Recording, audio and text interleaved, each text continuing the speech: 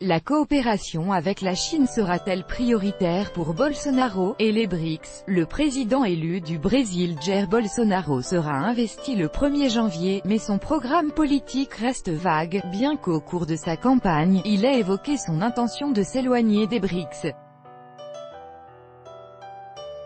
Il serait prématuré de faire des pronostics quant à la future politique étrangère du pays, ont déclaré à Sputnik deux politologues brésiliens.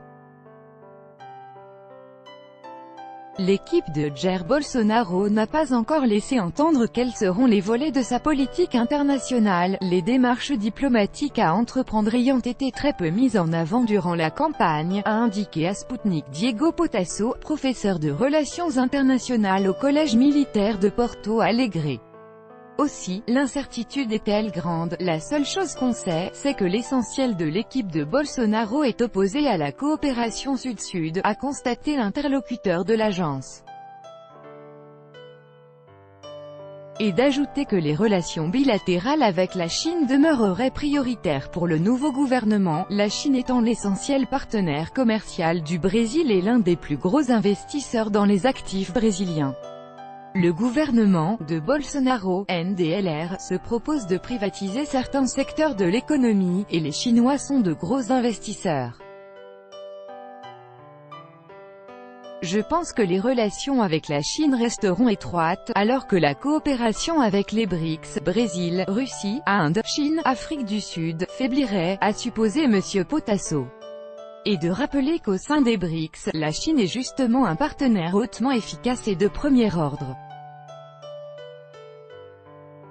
Malgré cela, un autre interlocuteur de Sputnik, Paulo Vrobel, professeur de relations internationales à l'Université pontificale catholique de Rio de Janeiro, PUC-Rio, ne croit pas que le Brésil renonce tout de suite à la coopération avec les BRICS, mais que les relations bilatérales commerciales, notamment avec la Chine, peuvent finalement être révisées.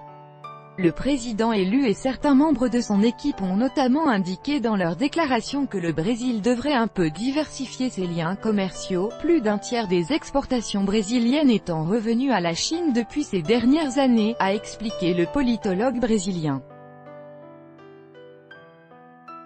Ayant remporté l'élection présidentielle au Brésil avec 55,13% des suffrages exprimés, Jair Bolsonaro succède au président Michel Temer pour un mandat de 4 ans et il sera investi le 1er janvier 2019.